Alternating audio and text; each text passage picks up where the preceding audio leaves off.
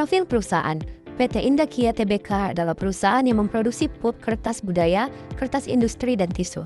Kegiatan usaha perusahaan dimulai dari pengolahan kayu menjadi pulp dan kertas serta pengolahan kertas bekas menjadi kertas industri. Pulp digunakan sebagai bahan baku kertas dan tisu serta kertas industri.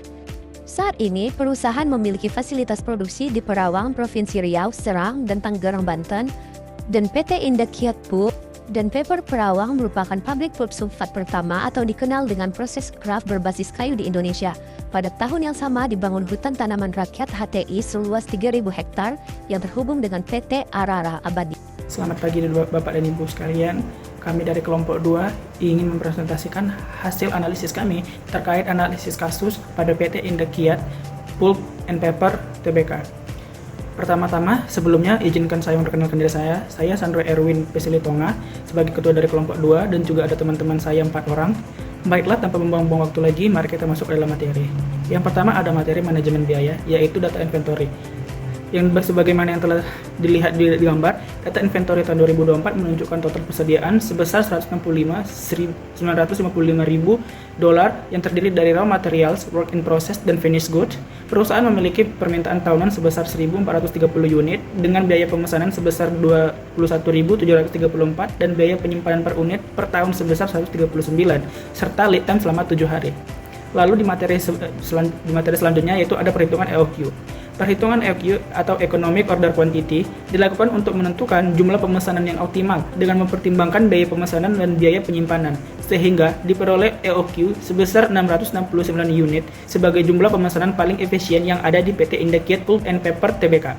Lalu yang ketiga, yakni ada perhitungan ROP. ROP atau Reorder Point dihitung berdasarkan kebutuhan selama lead time dan safety stock. Dengan rata-rata permintaan sebesar 3,91 unit dengan lead time 7 hari, diperoleh nilai ROP sebesar 32,84 sebagai batas pemesanan ulang persediaan yang ada di PT Indakia Pulp and Paper. Lalu yang terakhir, ada total biaya inventory. Total biaya persediaan tahunan dihitung sebagai penjumlahan antara biaya pemesanan dan biaya penyimpanan. Berdasarkan perhitungannya, biaya pemesanan dan biaya penyimpanan masing-masing sebesar 46.431 sehingga total biaya inventory yang dikeluarkan perusahaan PT Indakia Pulp and Paper adalah sebesar 92.863.000 US dollar. Baiklah, untuk materi selanjutnya akan dijelaskan oleh teman saya. Baiklah, di sini saya akan membahas mengenai analisis inventory turnover. Mengenai analisis inventory ini menunjukkan tingkat perputaran persediaan sebesar 6 kali dalam 1 tahun dengan rata-rata waktu penyimpanan persediaan itu selama 66 hari yang mencerminkan efisiensi pengelolaan persediaan perusahaan. Kemudian mengenai laba komersial. Laba komersial itu perusahaan memperoleh laba sebelum pajak sebesar 526.867 yang berasal dari selisih antara pendapatan penjualan, harga pokok penjualan serta beban operasional dan pendapatan lainnya.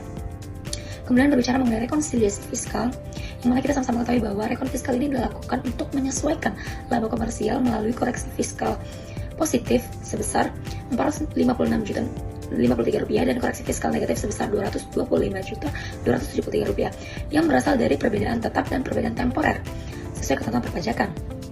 Kemudian itu ada perhitungan PKP, di mana setelah dilakukannya perhitungan pada rekonsiliasi fiskal, diperoleh penghasilan kena pajak atau PKP yang sebesar Rp757.677.000 yang menjadi dasar pengenaan pajak penghasilan badan. Kemudian mengenai PPh badan terutang, PPh badan terutang dihitung dengan menerapkan tarif pajak sebesar 22% atas PKP sehingga diperoleh PPh badan terutang sebesar Rp166.689.000 dan setelah dikreditkan dengan pajak yang telah dibayar, perusahaan ternyata mengalami PPh badan kurang bayar sebesar Rp102.721.000.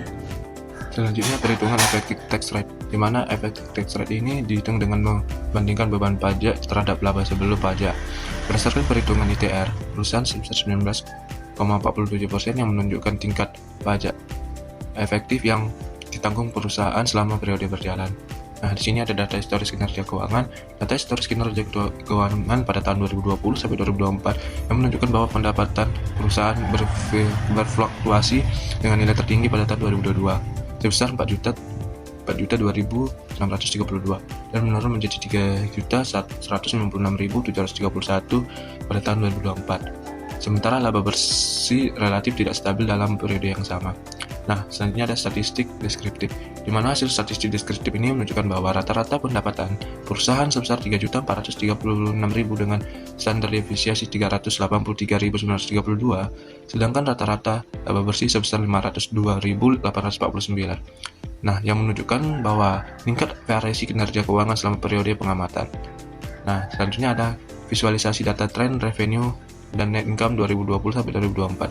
Nah, visualisasi tren menunjukkan bahwa menunjukkan bahwa baik pendapatan maupun laba bersih mengalami peningkatan hingga tahun 2022. Kemudian mengalami penurunan pada periode 2023 sampai 2024 yang mengidentifikasikan adanya perlambatan kinerja keuangan.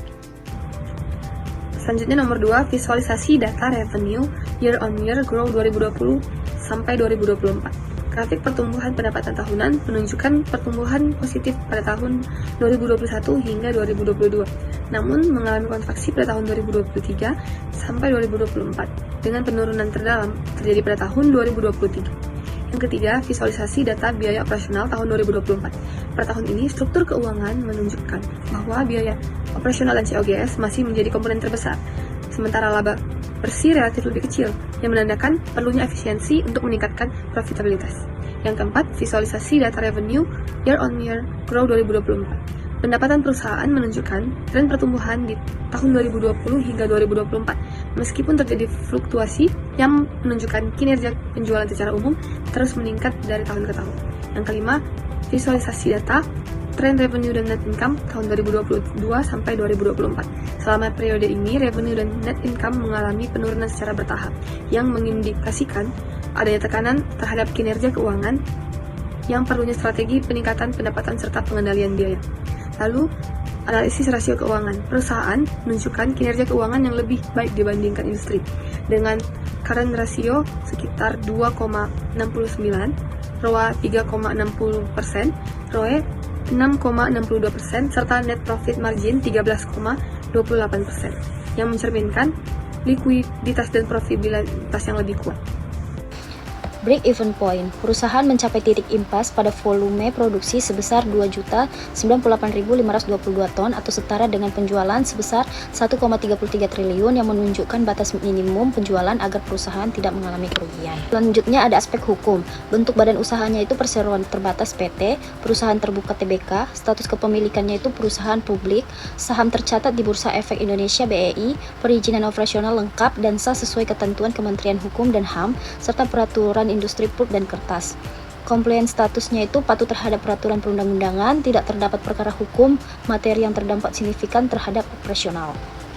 Selanjutnya itu ada aspek lingkungan. Perseroan telah mematuhi seluruh peraturan lingkungan hidup sesuai ketentuan KLHK dengan operasional berbasis AMDAL dan UKL UPHEL serta tanpa saksi lingkungan material sepanjang 2024.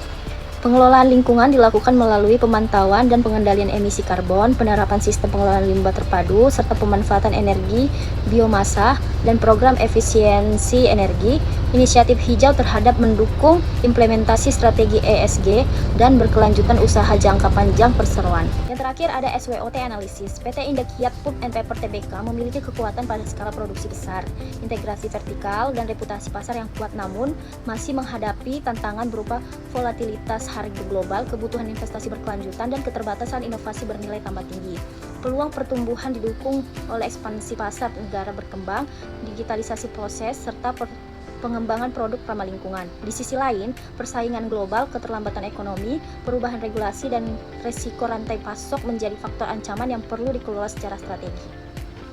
Baiklah, untuk kesimpulan dari hasil presentasi kami mengenai analisis kasus PT Indakiat Pulp and Paper, yakni secara keseluruhan PT Indakiat memiliki fundamental bisnis yang cukup dengan peluang pertumbuhan yang menjanjikan.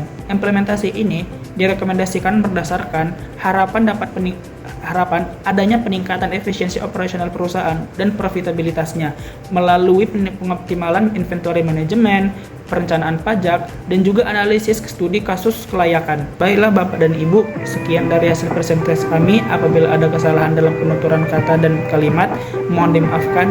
Saya Sandro Ewan selaku ketua dari kelompok 2 mengucapkan terima kasih.